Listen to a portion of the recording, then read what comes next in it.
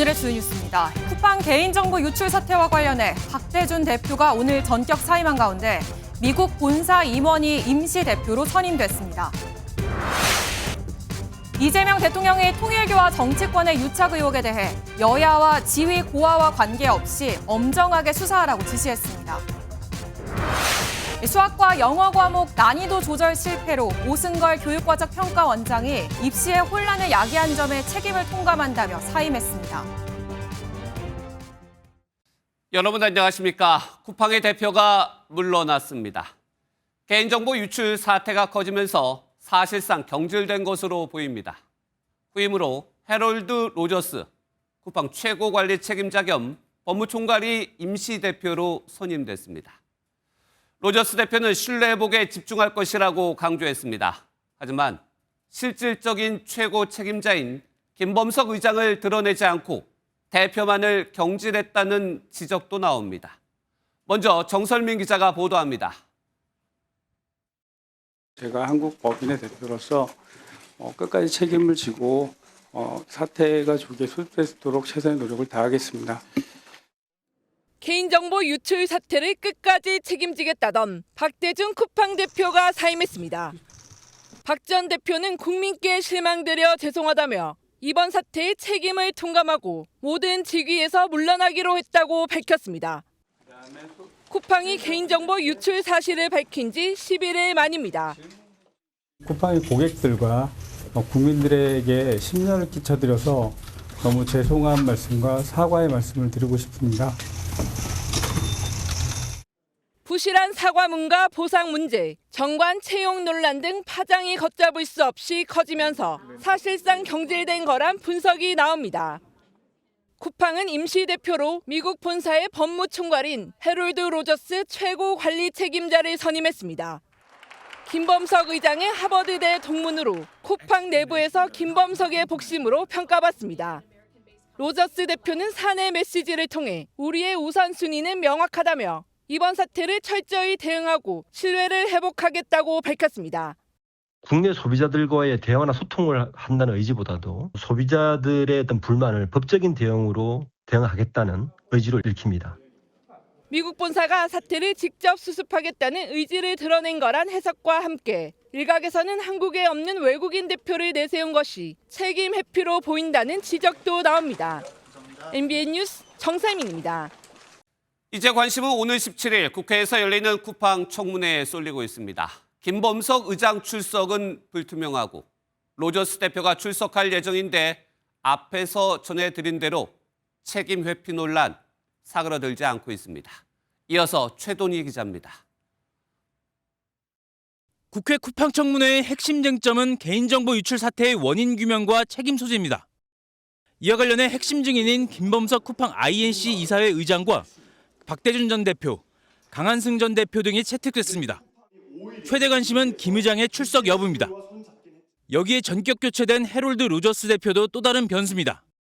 당장 미국과 한국의 쿠팡 수장 모두 미국 국적자가 되면서 청문회가 공전할 가능성이 커졌다는 분석이 많습니다. 로저스 대표는 현재 국내에 없는 데다 입국 일정은 확인되지 않고 있습니다. 무엇보다 한국에서 근무한 적이 없는 외국인 임시대표입니다. 책임 회피 논란이 제기되는 이유입니다. 통역 등의 한계로 원활한 청문회를 기대하기 어렵다는 관측도 있습니다. 질문을 하려고 하는데 사실 이분이 통역 과정을 2번 거쳐야 되기 때문에 이 7분 안에 하면은 질문을 거의 못할 것 같아요. 아니 7분. 국회는 강도 높은 청문회를 예고했습니다. 직전 대표는 이미 증인으로 채택되어 있고 증인의 신분이 유지된다는 점을 다시 확인합니다. 쿠팡은 로저스 대표가 청문회에 출석할 예정이라고 뒤늦게 밝혔지만 김 의장 출석 여부에 대해선 별다른 입장을 내지 않았습니다. MBN 뉴스 최돈입니다. 대표가 물러났지만 쿠팡은 앞으로 책임지고 해결해야 할 일들이 더 많습니다. 어제 이어 연이틀 압수수색을 당하는 등 법적으로도 창사 이래 최대 위기입니다. 김종민 기자가 짚어봤습니다. 쿠팡 개인정보 유출 사태 피해자들이 분쟁 조정 신청에 본격 나섰습니다. 시민단체가 신청자 모집에 나섰고 6일 만에 600명이 넘는 인원이 모였습니다. 이들은 쿠팡이 유료 회원에게는 50만 원, 일반 회원과 탈퇴 회원에게는 30만 원을 지급하라는 내용의 신청서를 개인정보보호위원회 등에 제출할 예정입니다. 개인정보보호위원회는 조정 절차를 시작한 날로부터 60일 내에 조정안을 마련해야 합니다. 이번 사태의 심각성을 직시해서 시민들이 납득할 수 있는 조정 권고안을 신속하게 내주실 것도 오늘 좀 촉구드리고자 합니다. 시민단체를 중심으로 한 집단 분쟁 조정 신청뿐 아니라 김범석 의장을 비롯해 쿠팡 최고위층을 향한 고소고발도 전방위적으로 이어지고 있습니다. 한 법무법인이 지난 5일 개인정보보호법 위반 등의 혐의로 고소장을 제출한 데 이어 시민단체들은 김범석 의장 등 28명을 같은 혐의로 경찰에 고발했습니다. 경찰도 쿠팡 본사를 연이틀 압수수색하며 수사 강도를 높이는 가운데 김민석 국무총리는 정부 차원의 엄정 조치를 강조했습니다. 쿠팡 문제는 심각한 수준을 넘었습니다. 정부는 사고 경위에 대한 신속하고 정확한 조사와 함께 법 위반 사항에 대해서는 엄정하게 조치할 것입니다. 고객 개인정보 유출로 홍역을 치르는 쿠팡에 대한 정부와 시민단체 등의 전방위적 압박이 거세지는 모습입니다. MBN 뉴스 김종민입니다. 통일교와 정치권의 결탁 의혹에 이재명 대통령이 분명하게 선을 그었습니다. 시작은 국민의힘이었지만 민주당으로 불거진 금품 수수 의혹. 이 대통령은 여야 관계없이 지휘구와 관계없이 엄정하게 수사하라고 지시했습니다. 대통령실은 정치와 종교의 유착은 이번에 완전히 뿌리 뽑아야 한다는 의지라고 강조했습니다. 이제 수사 방향과 진행에 관심이 쏠리고 있습니다. 첫 소식은 표선우 기자가 보도합니다. 이재명 대통령이 통일교 관련 발언을 또 했습니다. 오늘 오전 특정 종교단체와 정치인의 불법적 연루 의혹에 대해 여야, 지위 고하와 관계없이 엄정하게 수사하라는 지시였습니다. 종교명을 명시하진 않았지만 대통령실 관계자는 통일교 관련이란 걸 부인하지 않았습니다.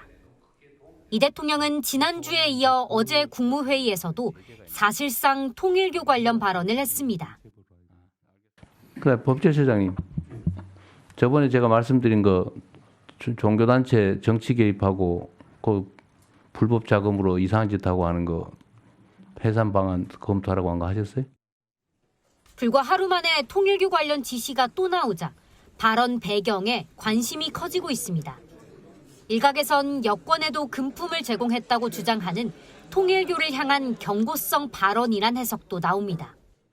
이에 대해 대통령실 관계자는 이 대통령의 원칙이었다며 여든 야든 발본색원해야 한다는 의미를 한 번 더 확인한 것이라며 확대 해석을 경계했습니다. 통일교 의혹이 여권으로까지 확산하는 상황에서 이 대통령의 이 같은 지시가 나오자 수사 공정성 시비를 차단하기 위한 전공법을 택했다는 해석도 나옵니다. MBN 뉴스 표선우입니다. 이처럼 이재명 대통령이 여야 관계없이 엄정한 수사를 지시했지만 관심이 집중됐던 윤용호 통일교 전 본부장의 폭로는 오늘 없었습니다. 민주당 청탁 의혹에 대한 공개 폭로 없이 일단 재판은 마무리됐습니다. 취재기자 연결해 보겠습니다. 박경 기자, 예고된 폭로 없이 이대로 재판이 종료되는 건가요? 네, 그렇습니다. 통일교 2인자인 윤영호 전 본부장에 대한 결심 재판은 조금 전인 6시 10분쯤 종료됐습니다. 윤 전 본부장은 통일교 현안을 부탁하기 위해 김건희 여사와 권성동 국민의힘 의원에게 금품을 건넨 혐의를 받고 있습니다. 지난주 재판에서 통일교가 국민의힘뿐 아니라 민주당 의원들에게도 금품을 전달했다고 주장하며 파장이 일었는데요.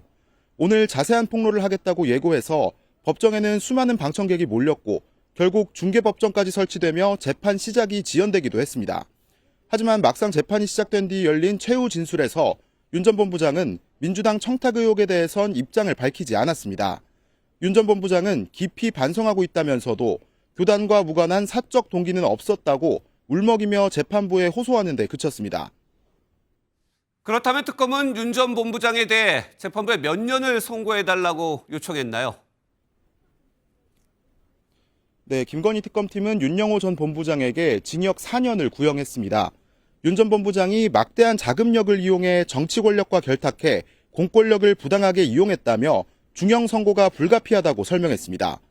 윤 전 본부장은 김 여사에게 명품 가방과 목걸이를, 권 의원에겐 정치자금 1억 원을 건넨 통일교 청탁 사건의 핵심 인물인 만큼 선고 결과가 두 사람 재판의 가늠자가 될 전망입니다. 재판부는 내년 1월 28일 오후 3시에 선고를 진행하겠다고 밝혔습니다. 지금까지 서울중앙지방법원에서 전해드렸습니다. 그렇다면 판도라의 상자는 없었을까요? 아니면 열지를 않은 걸까요? 오늘 민주당 인사에 대한 공개 폭로는 일단 없었습니다. 법조팀 현지호 기자와 자세한 이야기 지금부터 나눠보겠습니다. 현 기자, 폭로를 예고했는데 돌연하지 않은 이유 뭡니까? 윤영호 전 본부장이 실익이 없다 이렇게 판단을 했을 가능성이 있습니다. 네. 이 폭로를 했다고 하면 윤 전 본부장이 금품을 줬다고 한 이 더불어민주당 정치인들의 이름을 거론을 했겠죠. 그런데 윤 전 본부장 입장에서는 이걸 공개해도 수사는 수사대로 받을 것이고 현 정권에서 정치적으로도 이득이 될 게 없겠죠. 근데 폭로를 예고했고 일부는 실명이 공개됐고 통일교와 민주당 로비 의혹, 그렇다면 의문만 더 커지는 건 아닐까요? 네, 그 돈을 받았다고 거론된 인물 가운데 이 실명이 알려진 건 전재수 해양수산부 장관뿐입니다. 그렇죠. 이 소문만 더 무성하게 된 셈이죠. 윤 전 본부장이 접촉한 것으로 알려진 민주당 측 인사는 15명 안팎으로 추정이 되는데요. 결국 김건희 특검에서 경찰로 이첩된 사건이 수사가 잘 이뤄지느냐에 따라 의혹이 해소될 수도 안 될 수도 있습니다. 근데 지금 민주당 로비 의혹, 그렇다면 통일교 차원에서 이루어졌다 이렇게 봐야 될까요? 이 통일교는 관련 내용을 몰랐다며 윤 전 본부장의 개인 일탈이라고 선을 긋고 있습니다. 네. 한 통일교 관계자는 한학자 총재가 특검 조사를 받을 때 관련 질문을 받지 않았다며 윤 전 본부장 혼자서 한 일이라고 설명을 했습니다. 앞서 통일교는 김건희 여사에게 준 샤넬백이나 권성동 국민의힘 의원에게 전달한 이 불법 정치자금에 대해서도 통일교 차원에서 한 게 아니다 이런 입장을 밝혀왔죠. 이번 민주당 로비 의혹에 대해서도 같은 입장을 유지할 걸로 보입니다. 윤영호 전 본부장이 폭로를 하지 않았지만 수사는 진행될 것으로 보입니다. 첫 얘기가 2022년 8월 당시로 알려져 있는데 특검에서 일단 경찰 국가수사본부로 이첩을 했는데 공소시효 때문에 너무 늦은 것 아니냐 이런 얘기도 나오죠. 이게 어떤 혐의를 적용할지에 따라 공소시효가 좀 달라질 수가 있습니다. 윤 전 본부장은 전재수 장관에게 현금 수천만 원 그리고 명품 시계를 전달한 걸로 알려졌는데요. 그 시점이 2018년에서 2020년 사이로 추정이 됩니다. 정치자금법 위반 시효는 7년이기 때문에 18년 기준으로 보면 지금은 시효가 거의 끝났죠. 다만 뇌물죄를 적용하면 액수에 따라 공소시효가 최대 15년이 되기 때문에 수사하는 데는 큰 문제가 없어 보입니다. 정치자금법 위반으로 봤을 때는 7년이기 때문에 거의 끝났고 다만 뇌물죄는 수사가 계속 가능하다. 특검은 뭐라고 합니까, 그럼? 김건희 특검은 일단 문제가 없다는 입장입니다. 한 특검 관계자는 어떤 혐의를 적용하든 공소시효가 크게 문제되지는 않을 것이라 설명을 했습니다. 특검은 이 내사 단계에서 윤 전 본부장에게 뇌물 공여 혐의 적용을 검토한 걸로도 알려졌죠. 뒤늦게 사건을 이첩했다는 지적에 대해서는 주요 인물 수사가 진행되는 상황에서 사건 일부만 다른 수사기관에 넘길 수 없었다고 밝혔습니다. 그렇다면은 지금 관련된 여러 가지 의혹들이 나오고 있는데 수사는 어떻게 진행되고 잘 될 걸로 예상이 됩니까? 이 사건을 넘겨받은 경찰 국가수사본부는 이재명 대통령이 엄정 수사를 지시한 지 6시간 만에 특별 전담 수사팀을 꾸렸습니다. 네. 앞으로 수사가 어떻게 될지 지켜봐야겠지만 대통령 지시도 있었던 만큼 꽤 속도감 있게 수사가 진행될 것으로 예상이 됩니다. 속도감 있게 진행될 것이다. 앞으로도 지켜보겠습니다. 법조팀 현지호 기자였습니다. 통일교 금품 수수 의혹에 여권에서 실명이 공개된 인물은 전재수 해양수산부 장관입니다. 4천만 원 현금과 명품 시계 2점을 받았다는 의혹인데 해외 일정 중인 전 장관은 사실 무근이라며 깜짝 놀랄 만한 반전이 있다고 밝혔습니다. 박은채 기자가 보도합니다. 윤영호 전 본부장은 지난 8월 특검 조사에서 전재수 장관에게 준 금품을 구체적으로 진술한 걸로 전해집니다. 전재수 당시 의원이 천정궁에 방문해 한학자 총재를 만나 인사했고 현금 3천만 원에서 4천만 원가량을 전달했다는 겁니다. 그러면서 시계도 2개 박스에 넣어서 전달했다. 의원이 이런 거 받아도 되나라고 말하며 받아갔다라고 말한 것으로도 알려졌습니다. 윤 전 본부장 진술에 따르면 금품을 건네고 청탁하려 했던 현안은 통일교 수관사업인 한일 해저터널이었던 걸로 알려졌습니다.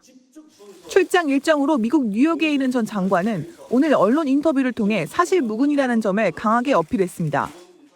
저는 통일교로부터 그 어떠한 단 10원짜리 하나에 불법적인 금품 수수가 없었다라는 점을 분명하게 말씀을 드릴 것이고, 한일 해저터널 관련 청탁 목적이라는 보도에 대해서도 완강히 부인했습니다. 전 장관은 내일 오전 대한항공 비행기를 타고 귀국할 예정인데 귀국하는 대로 기자회견을 열어 공식 입장을 밝히겠다는 계획입니다. MBN 뉴스 박은치입니다. 통일교 금품 수수 의혹에 실명이 공개된 인물은 전재수 해양수산부 장관입니다.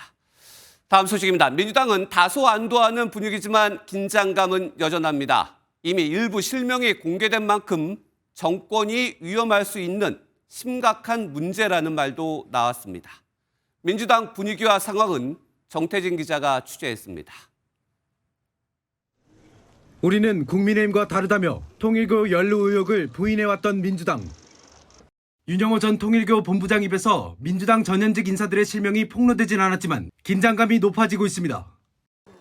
당은 공식 입장을 자제했지만 한 지도부 의원은 MBN과 통화에서 정권이 위험할 수 있는 사안, 타격은 불가피하다고까지 표현했습니다. 민주당 인사 연루 의혹이 사실이라면 그간 국민의힘을 향해 통일교 검은손 공세를 이어왔던 민주당의 논리는 그대로 무너지게 되는 겁니다. 당내에서는 이제라도 단호하게 털고 가야 한다는 공개 목소리가 나오기 시작했습니다. 법과 원칙에 따르면 된다고 생각합니다. 철저하게 진실 규명해서 불법적인 행위에 대해서는 단죄하는 게 한 지도부 의원도 MBN에 명명백백하게 가려내야 한다며 아픈 부분은 도려내야 한다고 밝혔습니다. 조국 혁신당도 국민의힘뿐만 아니라 민주당도 정정당당하게 조사에 임하라고 촉구했습니다. 민주당은 섣불리 대응하면 안 된다며 사태를 지켜보자는 기류가 뚜렷한데 불똥이 여당으로 튈까 노심초사하고 있습니다. MBN 뉴스 정태진입니다.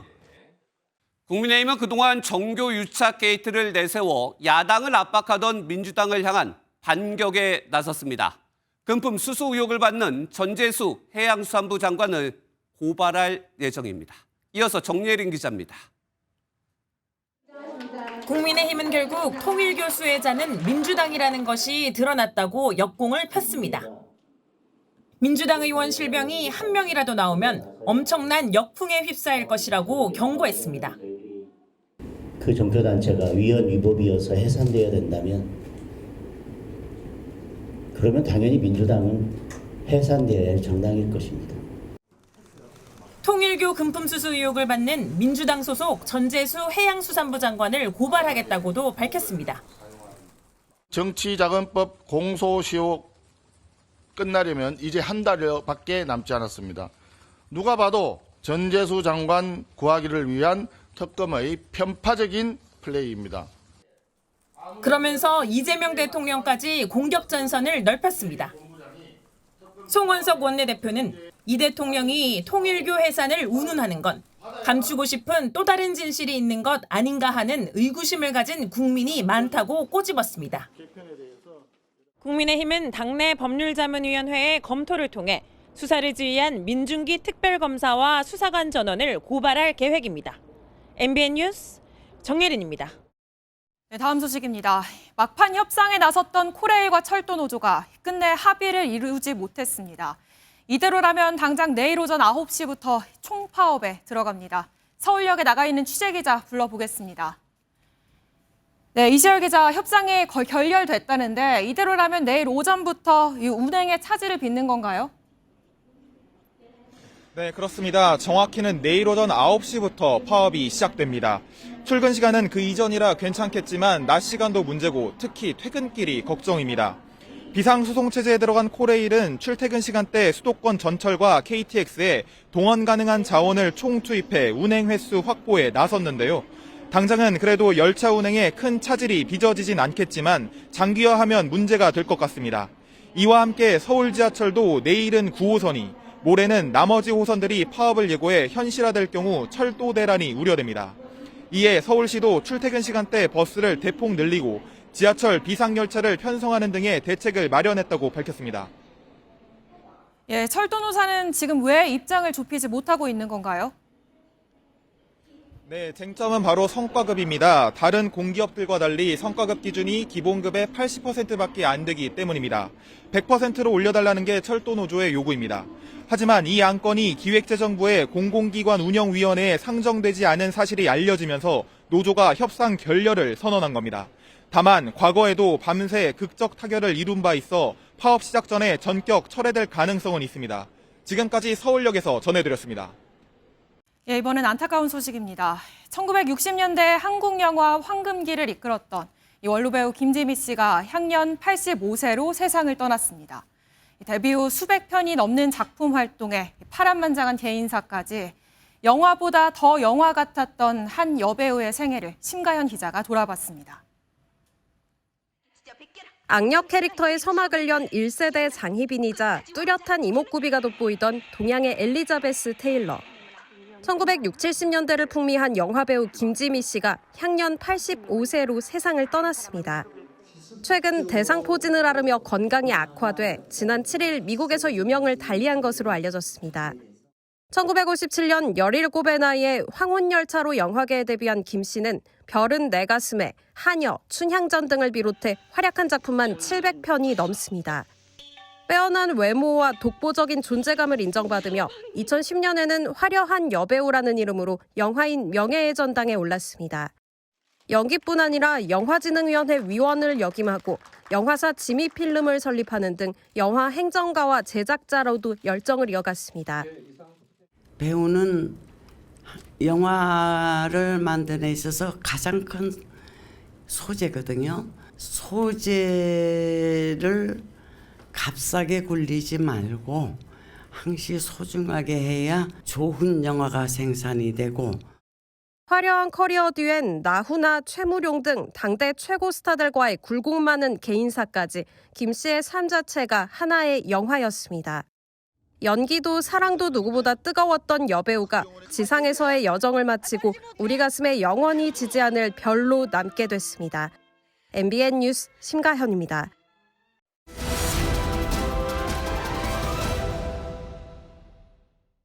화제 이슈를 파헤쳐보는 이슈 추적 시간입니다. 각계를 떠들썩하게 했던 배우 조진웅 씨의 논란, 지금도 진행 중입니다. 이지율 기자와 더 짚어보겠습니다. 예, 이 기자, 이미 은퇴를 선언한 조 씨를 향해서 옹호 글이 계속 올라오고 있는데 최근에 이순신 장군이 등장을 했다고요? 네, 오늘 조 씨를 이순신 장군에 빗댄 포스터까지 등장을 했습니다. 사진을 보시면 우리가 조진웅이다, 조진웅이 이순신이다라는 문구가 적혀 있습니다. 예. 포스터 중앙엔 안중근 의사의 손바닥 이미지를 담고 아래쪽엔 군중을 연상케 하는 그림을 넣어 영웅을 떠받드는 듯한 분위기를 자아내고 있어 논란이 되고 있습니다. 그런데 진짜 팬이라면 뭐 이순신 장군, 안중근 의사와 비교를 할 것 같지는 않은데 이게 정말 조 씨를 옹호하는 포스터라고 볼 수 있는 건가요?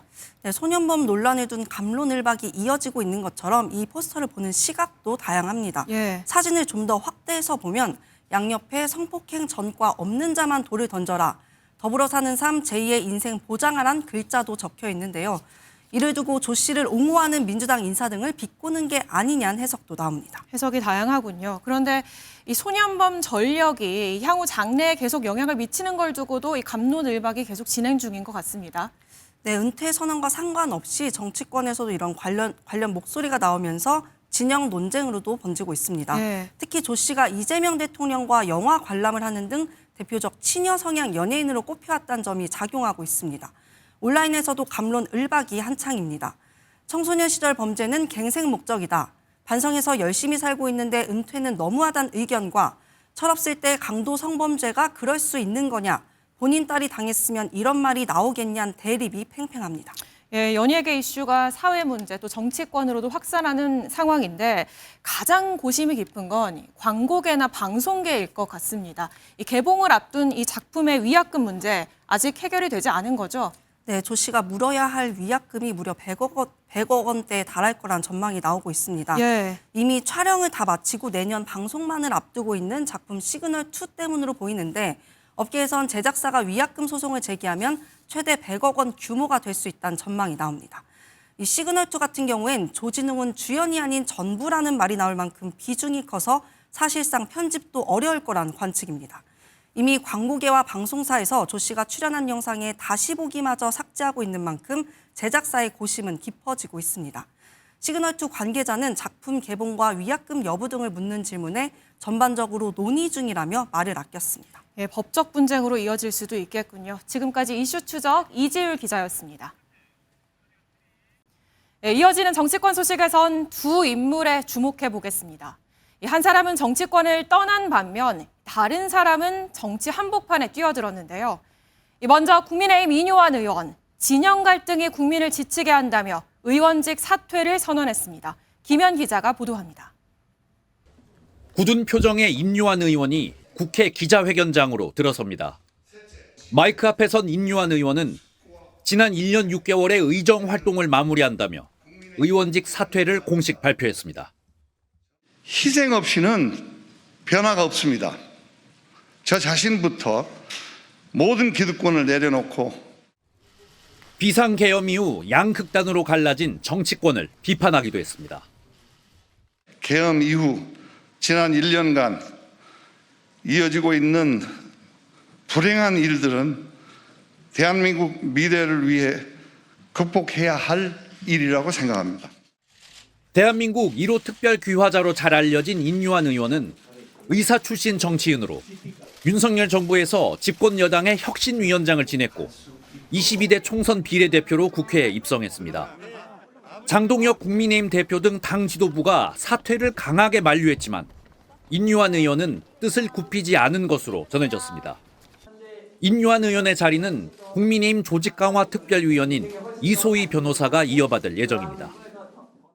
임요한 의원의 전격 사퇴가 당의 쇄신을 촉구하는 메시지라는 해석도 나오고 있는데 국민의힘에서 추가적인 책임 정치 움직임이 이어질지 주목되고 있습니다.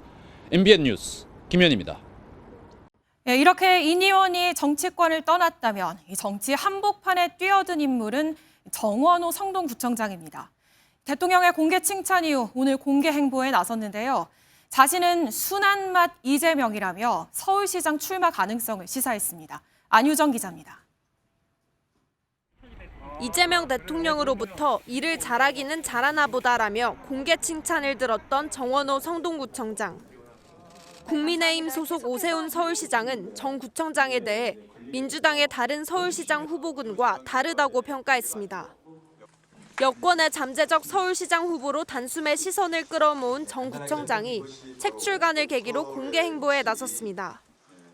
정 구청장은 자신의 별명이 순한맛 이재명이라고 소개했습니다. 제가 순한맛 이재명이라고 했던 거고요. 같은 점은 일잘로로 이제 그 소문이 있지 않습니까? 이 대통령의 공개 격려와 관련해 행정부 수반이 지자체장을 칭찬하거나 질책하는 것은 일상적인 일이라고 밝혔습니다. 정 구청장은 오 시장의 역점 사업 한강버스는 관광 용도로 바꿔야 한다며 비판했지만 오 시장에 대해 긍정적으로 평가한 대목도 있었습니다. 또 감사한 일도 있죠. 계엄 때 계엄 반대하시고 또 나중에 뭐 탄핵에 대한 입장도 있으셨고. 서울시장 출마 확정 시기를 묻는 질문에 즉답은 피했습니다. 대신 다음 주 구의회 예산안이 처리되면 고민해서 결심하겠다고 설명했습니다. MBN 뉴스 안유정입니다. 갈라진 여야를 비판하며 의원직을 던지는 일까지 벌어졌지만 정치권은 오늘도 그대로였습니다.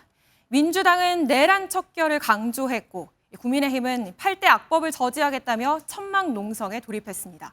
노하린 기자입니다. 국회 본청 앞에 악법 폭주, 민주주의 파괴 중단하라는 현수막이 걸린 천막이 등장했습니다. 국민의힘 의원들이 민주당이 추진하는 8대 악법 저지 농성에 나선 겁니다. 이 8대 악법이 통과된다면 대한민국의 민주주의가 무너지고 결국 대한민국 전체가 무너지게 될 것입니다. 반드시 막아내야 된다고. 정기국회 마지막 날 우원식 국회의장이 필리버스터를 강제로 중단한 것을 두고는 소수 야당 이틀막 독재라고 비판했습니다. 분명히 짚어야 합니다. 소수 야당의 필리버스터를 방해한 주체는 국민의힘이 아니라 바로 우원식 국회의장입니다. 국민의힘은 의장직을 내려놓으라며 국회법 위반에 대한 법적 조치도 예고했습니다. 민주당은 국민의힘이 민생 법안마저 가짜 필리버스터로 막아섰다며 국민 포기 정당이라고 비판했습니다. 정청래 대표는 더욱 단호하게 내란 잔재를 척결하겠다고 강조했습니다. 이 내란 전담 재판부와 2차 종합특검 등 가용할 수 있는 모든 방법을 동원하여 내란 세력에 대한 완전한 척결을 위해 국민의힘이 앞으로 열리는 모든 본회의에서 필리버스터를 예고한 만큼 여야 극한 대치는 이어질 것으로 보입니다. MBN 뉴스 노하린입니다. 수능 영어 영역의 난이도 조절 실패 논란이 커지자 출제기관인 한국교육과정평가원 오승걸 원장이 전격 사퇴했습니다. 난이도 문제로 평가원장이 사퇴하는 건 이번이 처음인데 사실상 문책성 인사라는 분석입니다. 신혜진 기자입니다. 2026학년도 대학 수학능력시험 영어 영역 24번 문항은 수험생들의 이의 신청이 가장 많았습니다. 지문에 등장한 컬처 테인먼트, 사전에도 없는 이 신조어가 문제로 출제되면서 불영어 논란에 불을 지폈습니다. 나머지 과목은 자신 있었는데 어렵게 나온 과목이 영어라서. 올해 수능에서 영어 1등급을 받은 수험생 비율은 3.11%. 영어 절대평가제 도입 이후 가장 낮은 수치입니다.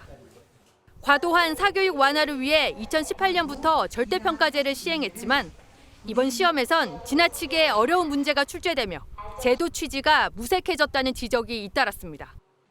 영어 난이도 조절 실패에 대한 논란이 커지자 결국 오승걸 한국교육과정평가원장이 자리에서 물러났습니다. 평가원은 입시 혼란을 초래한 데 대해 무거운 책임을 통감한다고 밝히며 오 원장의 사퇴 배경을 설명했습니다. 오 원장의 사임이 자진 사퇴인지 경질인지에 대해선 해석이 엇갈립니다.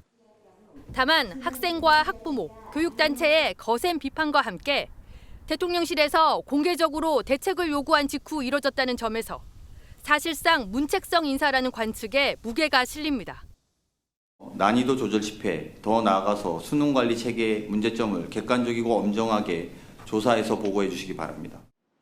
1994학년도 수능 도입 이후 평가원은 이미 10차례의 출제 오류 논란을 겪었고 역대 원장 12명 가운데 임기를 채운 원장은 단 3명에 그칩니다. MBN 뉴스 신혜진입니다. 강력 대책을 내놔도 일부에선 계속 오르는 부동산 시장 소식입니다. 특히 새 아파트가 인근 지역과 가격을 맞추는 이른바 키 맞추기 효과로 신고가가 이어지고 있습니다. 배준우 기자입니다. 경기 광명시의 1,500세대 규모 아파트. 다음 달 입주를 앞두고 막바지 공사가 한창입니다. 이 아파트의 분양권은 규제가 시작되기 전인 지난 10월 10억 6천만 원에 거래됐지만 지난달 규제에도 11억 3천만 원으로 7천만 원 높게 거래됐습니다.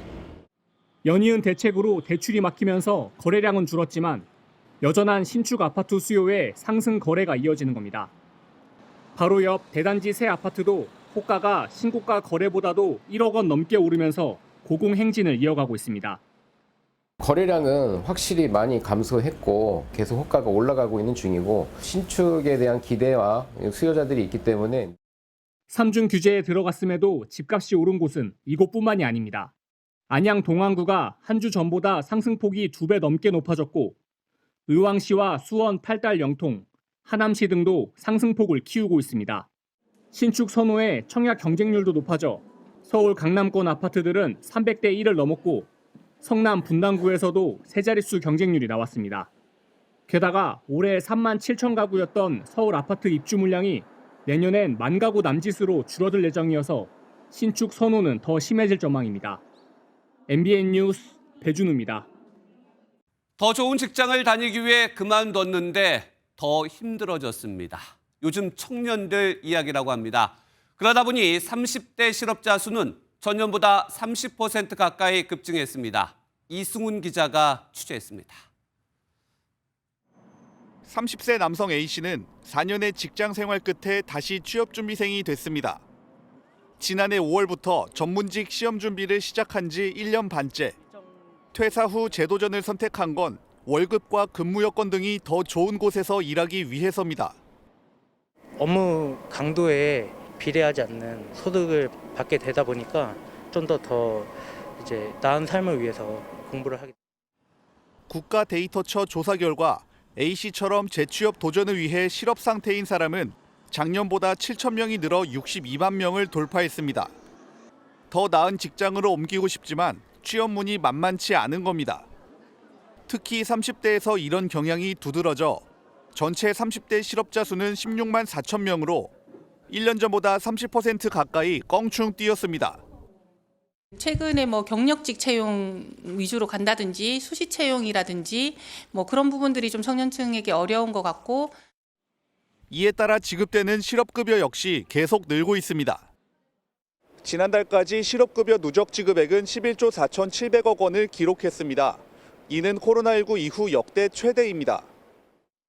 업종별로는 민생회복 소비 쿠폰 효과를 봤던 숙박업과 음식업점의 취업자 수가 넉 달 만에 다시 마이너스로 돌아선 것으로 나타났습니다. MBN 뉴스 이승훈입니다. 겨울 과일의 대표 주자하면 딸기죠. 지난해 가격이 비싸 금딸기라는 말까지 나왔는데 올해는 가격이 많이 떨어졌습니다. 공급이 어느 정도 늘어서라고 하는데 딸기 좋아하시는 분들을 위해 장동건 기자가 전해드립니다. 경기 광주시의 한 딸기 농원. 하우스 안에 빨갛고 탐스럽게 익은 딸기가 주렁주렁 열렸습니다. 딸기 따기 체험을 하러 올 손님 맞이 준비를 마친 겁니다. 당도도 만족스럽습니다.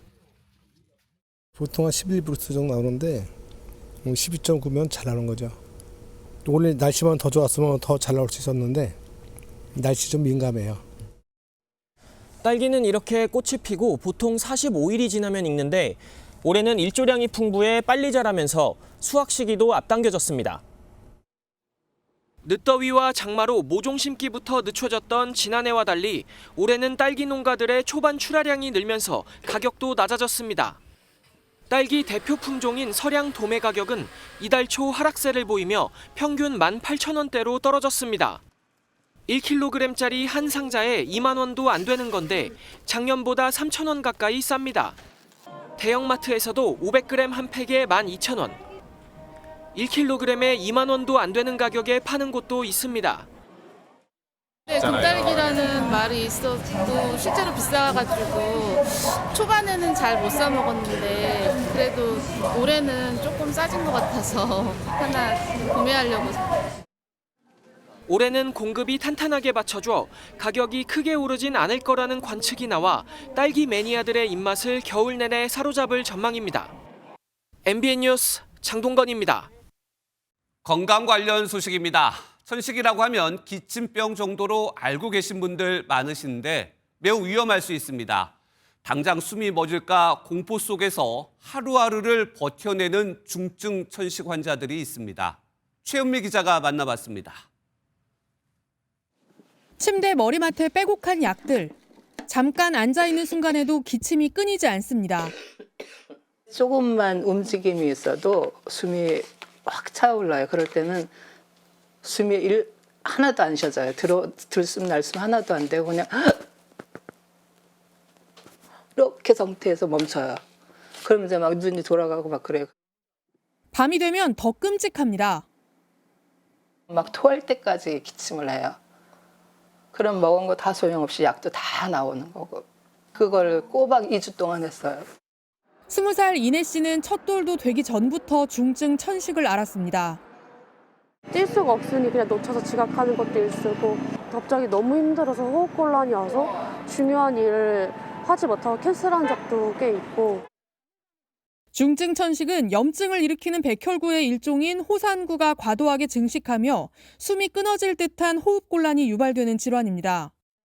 우리가 장난으로 이렇게 목 졸르는 장난치잖아요. 그때 숨 막히는데 천식 환자들은 기관지마다 누군가 이렇게 쥐어짜고 있는 거예요. 그러니까 심한 경우는 사망까지 하죠. 중증 난치성 질환이지만 일반 천식과 똑같이 분류되며 약제비를 90% 지원받을 수 있는 산정특례를 적용받지 못합니다. 유일한 치료제는 1년에 1,000만 원의 투약 비용을 부담해야 합니다. 이를 약물고 그냥 애 데리고 그냥 집에 가서 죽자 그러고 왔어요. 이놈의 병원비 지겨워 죽겠다. 몇 천이에요, 몇 천. 대부분 환자가 당뇨 같은 부작용에도 스테로이드에 의존해 연명하고 있습니다. 환자를 치료하려고 주는 약이 환자들에게는 오히려 더 안 좋은 영향을 초래하는 이런 비극적인 상황을. 국내 천식 환자는 100만 명. 이들 중 10%는 중증 천식 환자로 추정되고 매년 2,000명씩 호흡곤란을 앓다 생을 마감합니다. MBN 뉴스 최은미입니다. 이제 코로나19는 옛일 같지만 백신으로 사망했다고 주장하는 가족들은 아직도 어젠 일입니다. 미국에선 지지층을 의식해 트럼프 행정부가 반백신 정책을 내세웠습니다. 우리나라에서도 백신 피해자 보상의 목소리가 커지고 있습니다. 한범수 기자입니다. 미국 식품의약국이 코로나19 백신과 성인 접종자 사망 사이의 관련성을 조사하기 시작했습니다. 기존에는 주로 어린이를 대상으로 백신 부작용을 검토했는데 그 범위를 성인까지 넓힌 것입니다. 10 deaths of children from the COVID shot. Now, this was data that was accumulated during the Biden administration. They did not make it public. 백신에 불신이 깊은 트럼프 대통령 지지층을 의식한 조치라는 시각이 있습니다. 트럼프 대통령이 임명한 로버트 케네디 주니어 보건복지부 장관은 한 발 더 나아갑니다. 코로나 백신 개발사인 모더나와 화이자의 연구비 지원을 중단하고 백신 자문위원들을 전원 해고한 것입니다. 백신의 부정적인 분위기 속에 접종률도 절반 아래로 떨어졌는데 의료계 석학들은 우려를 표명합니다. 미국과 양상은 다르지만 우리나라에서도 백신 갈등은 아직 꺼지지 않은 불씨로 남아 있습니다. 지난 4월 백신 피해 보상을 위한 특별법이 제정됐지만 실제 피해 구제는 지지부진한 상황입니다. 보상심의하고 재심의를 하게끔 돼 있는데 특별법에는 위원회가 꾸려지지 않아서 지금 아직 그 심의를 받지 못하고 있어요. 최근 법원은 백신 접종 후 일주일 만에 사망한 사례의 인과관계를 인정하며 피해 보상을 해야 한다고 결정했습니다. 하지만 질병관리청은 판결에 불복해 항소했고 이후 희생자 유족들이 반발하면서 논란은 계속되고 있습니다. MBN 뉴스 한범수입니다.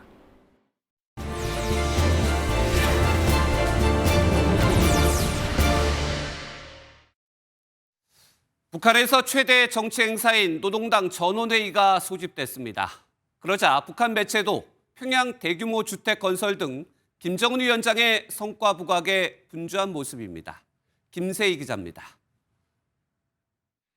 매년 만세대씩 5년간 평양에 주택을 건설하겠다고 당대회에서 공언한 김정은 북한 국무위원장. 조선노동당 제8차 대회가 제시한 평양시 5만 세대 살림집 건설 구상과 조선중앙통신은 최근 화성지구 4단계 살림집 건설이 마감 단계에 있는데 내부 마감 공사를 다그치고 있다고 보도했습니다.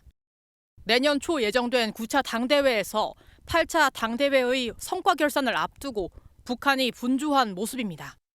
지난달 김 위원장은 완공 단계에 놓인 신의주 온실농장을 5번째로 찾았고 지난 3일에는 평안남도에 있는 지방공업공장 현장을 시찰했습니다.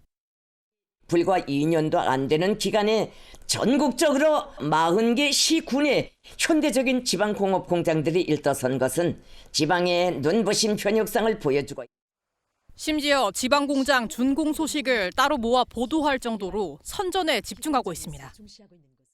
김정은 북한 국무위원장의 연말 행보를 5년 전과 비교해봤습니다. 8차 당대회가 개최 전이었던 2020년 말에는 건설사업 현지 지도가 없었던 반면에 올해는 11월부터 현재까지 현지 시찰만 5번 시행했습니다. 경제 성과는 아직 주민들에게 피부에 가닿을 만큼 만들지 못했다라는 것이 이제 일반적인 평가거든요. 가시적으로 뭔가 보일 수 있는 부분들을 끼워 넣은 거죠. 보여주기식으로 많은 공장을 지었기 때문에 실제 지방 주민 경제 생활에 실질적으로 도움이 되기는 어려울 거란 분석도 나옵니다. MBN 뉴스 김세희입니다. 국제 소식입니다. 전투기의 레이더 조준 논란을 둘러싼 중일 갈등이 진실 공방으로까지 번지고 있습니다.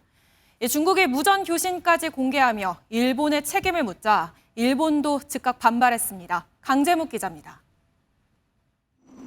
중국 관영 매체 CCTV가 소셜 미디어 계정을 통해 공개한 녹음 파일입니다. 我编队将按计划组织舰载机飞行训练。 This is Japan Warship Bond 16. I copied your message. 일본이 중국의 훈련 일정을 사전부터 알고 있었다며 증거를 제시한 것입니다. 그러면서 하지만 훈련이 시작되자라는 문구에 이어 일본 전투기가 중국 전투기를 향해 다가오는 비행 궤적을 공개했습니다. 양국 전투기가 50km 가까이 접근한 데 대한 책임이 일본에 있다는 주장을 펼친 것입니다. 중국은 또 오키나와를 에워싸듯 랴오닝 항모 전단을 이동하는 동시에 하늘에선 러시아 폭격기와 공동 비행하며 일본을 압박했습니다. 일본은 즉각 반발했습니다. 고이즈미 신지로 일본 방위상은 중국 측에 연락이 있었다는 사실은 인정하면서도 훈련에 대한 구체적인 정보가 없었다고 지적했습니다.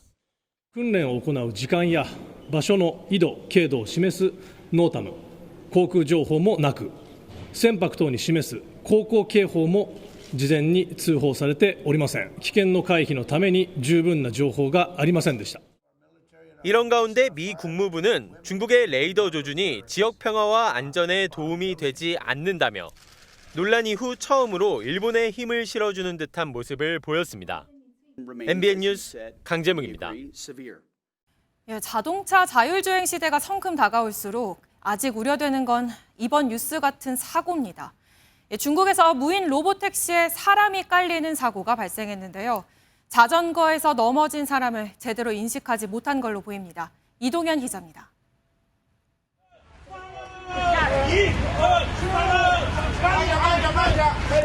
哎呀，那个人一动不动的。 성인 여럿이 차량 밑에 깔린 사람을 구조하려 안간힘을 씁니다. 지난 6일 중국 후난성 주저우시에서 자율주행 로봇택시 헬로가 사람을 덮친 겁니다. 빗물로 미끄러운 길에서 전동자전거 운전자가 넘어졌는데 로봇택시가 이를 제때 인식하지 못한 걸로 추정됩니다. 이 사고로 2명이 다쳐 중환자실로 옮겨졌습니다. 이달 초 후난성에서 로봇택시 상용 운행을 시작한 지 불과 일주일도 안 돼 벌어진 일입니다. 무인 택시로 운용하기 전에 시시각각 바뀌는 도로 상황을 충분히 학습시켜야 한다는 지적이 나옵니다. Then in our simulated or virtual environment, we can take those examples and expand them. So one example becomes many examples. That way we have a lot of training experience. 이런 무인 택시 사고는 미국에서도 끊이지 않고 있습니다. 구글의 자율주행 자회사 웨이모의 로봇택시가 반려견을 들이받아 숨지게 하는가 하면 테슬라의 로봇택시는 지난 9월 한 달에만 4차례의 사고를 냈습니다. 자율주행차가 우리 생활에 한층 가까워졌지만 본격 상용화를 위해선 여전히 넘어야 할 산이 많다는 지적이 나옵니다. MBN 뉴스 이동현입니다. 날씨가 추워진 중국에선 땅 밑에 묻혀있던 온수관 폭발 사고가 잇따르고 있습니다. 뜨거운 물이 그대로 거리로 뿜어져 나오면서 인명피해까지 발생했습니다. 베이징 김한준 특파원이 전해왔습니다. 뿌연 수증기가 도로를 가득 메웠습니다. 가득 찬 연기 때문에 바로 옆 인도의 모습도 보이지 않습니다. 땅 아래 묻혀있는 난방용 온수관이 폭발하면서 마치 야외 한증막처럼 변한 중국 랴오닝성 다렌시의 한 거리 모습입니다. 65도의 뜨거운 물이 갑자기 밖으로 뿜어져 나오면서 근처에 있던 한 명이 큰 화상을 입어 목숨을 잃기까지 했습니다. 폭발이 일어난 곳은 약국 바로 앞이어서 약들이 모두 거리로 휩쓸려 나갔는데 아수라장을 틈타 물에 떠다니는 약을 챙기는 사람까지 목격됐습니다.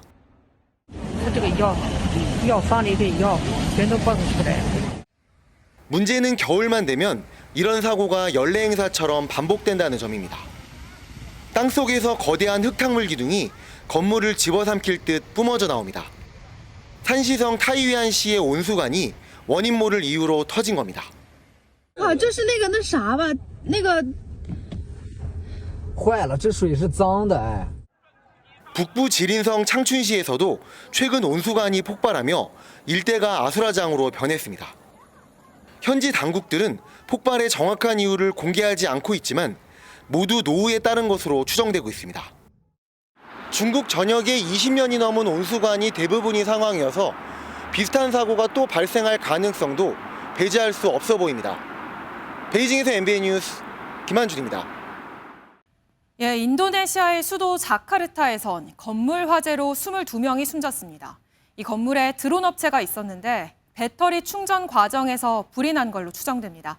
이상엽 기자가 보도합니다. 건물 1층 출입구에서 불이 거세게 타오릅니다. 건물에서 빠져나오지 못한 사람들은 옥상으로 대피했지만 이내 연기가 따라옵니다. 비상사다리를 타고 차례대로 내려오는 사이에도 자욱한 연기를 이기지 못해 난간에 매달리는 모습도 포착됐습니다. Kita usahain balik ke atas biar ada udara kan. Jadi kita ke rooftop bang. Jadi lumayan lama kita di rooftop tuh. Ada setengah jam lah. Itu asap udah ngebul semua bang. Nggak bisa ngapa-ngapain lagi. 인도네시아 수도 자카르타의 7층짜리 건물에서 불이 나 임신부 1명을 포함해 22명이 숨졌습니다. 대부분 질식으로 사망한 것으로 추정되는데 건물 내부 수색이 시작되면 피해는 더 커질 수 있습니다. 특히 해당 건물에 별도의 대피 경로가 없어 피해가 커졌다는 지적도 나왔습니다. Kemudian asap sudah mulai naik ke lantai 2, 3 dan seterusnya sehingga mungkin oksigen juga kurang sehingga banyak yang meninggal karena lemas kehabisan oksigen di atas. Namun demikian 현지 경찰은 건물 1층의 드론 가게에서 불이 시작된 걸로 보고 있습니다. Kalau perusahaannya saya kurang paham. Tadi dapat info juga itu katanya lagi karena lagi ngecas terus sempat konslet kayak gitu sih. ngecas baterainya. 경찰은 사망자들의 신원을 확인하는 한편 정확한 화재 원인을 조사하고 있습니다. MBN 뉴스 이상엽입니다. 두 자녀의 양육비 약 9천만 원을 전 부인에게 지급하지 않아 재판에 넘겨진 쇼트트랙 국가대표 출신 김동성 씨에 대해 법원이 1심에서 징역 6개월을 선고했습니다. 재판부는 법원의 결정에도 일부만 지급하며 지금까지 3년 10개월가량 양육비를 전혀 지급하지 않고 있다고 판시했습니다. 다만 양육비를 강제하는 게 자녀 보호에 더 합당하다며 법정 구속을 하지는 않았습니다. 스포츠 뉴스입니다. 올 한 해 최고 활약을 한 여자 선수들이 유니폼을 벗고 여신으로 변신해 한자리에 모였습니다. 그중에서도 최고의 별은 배구 여제 김연경 선수였는데요. MBN 여성 스포츠 대상 시상식에 황찬민 기자가 다녀왔습니다. 스케이트 대신 하이힐을 신고 레드카펫에 선 김길리. 걸음마하는 아기처럼 조심스럽기만 합니다. 네, 올해 거의 처음으로 드레스 입어본 것 같은데 많이 어색하지만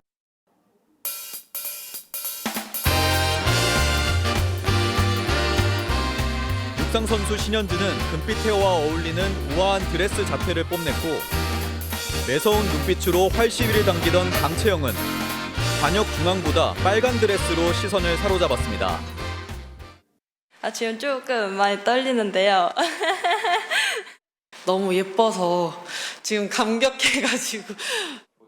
여성 스포츠인들의 큰 잔치, MBN 여성 스포츠 대상 시상식. 여신으로 변신한 선수들 사이에서도 가장 빛난 별은 배구 여제 김연경이었습니다. 은퇴 시즌 통합 우승과 MVP를 싹쓸이하며 라스트 댄스를 춘 김연경은 5년 만에 대상을 다시 품으며 최고의 피날레를 장식했습니다. 앞으로도 여성 스포츠의 발전을 널리 알리고 또 유소년 선수들이 더욱더 큰 꿈을 꿀 수 있도록 제가 옆에서 많이 도와줄 수 있도록 노력하겠습니다. 세계 쇼트트랙 무대를 평정하며 내년 밀라노 동계올림픽 금메달 기대를 키우는 김길리가 최우수상을 받았고 양궁과 역도 세계 선수권을 각각 제패한 강채영, 박혜정이 우수상을 공동 수상했습니다. 지도자상을 받은 박정은 BNK 감독은 경기 때문에 참석 못한 아쉬움을 편지에 담아 남편 한상진 씨가 읽도록 했습니다. 저한테 연애 편지 쓸 때보다도 훨씬 길게 이 수상소감을 썼습니다. MBN 여성 스포츠 대상으로 날개를 활짝 편 선수들은 내년 열리는 밀라노 동계올림픽과 나고야 아시안게임에서 더 큰 비상을 기약했습니다. MBN 뉴스 황찬민입니다. 내일까지는 평년보다 온화한 날씨가 이어지겠습니다. 다만 전국에 비가 내리겠고요.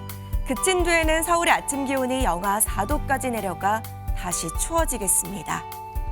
비는 내일 새벽부터 오전 사이 5에서 10mm 정도로 적게 오겠습니다. 단 강원 영동은 모레 오전까지 최고 10cm의 폭설이 쏟아지겠고 특히 내일 밤부터 강한 눈이 집중되겠습니다. 미리 대비 잘해주셔야겠습니다.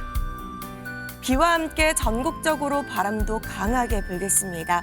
모레까지 대부분 지역에 초속 15m 안팎, 산지에서는 초속 20m 이상의 강풍이 예상됩니다. 내일 중부지방 서울의 아침 기온 5도로 오늘보다 4도가량 높겠고요. 낮 기온은 8도로 오늘과 비슷하겠습니다. 남부지방도 광주의 아침 기온 7도, 대구는 4도로 큰 추위 없겠고요. 낮 기온은 15도 안팎까지 올라 온화하겠습니다. 이번 주말에도 전국적으로 비나 눈이 내릴 전망입니다. 내셨습니다.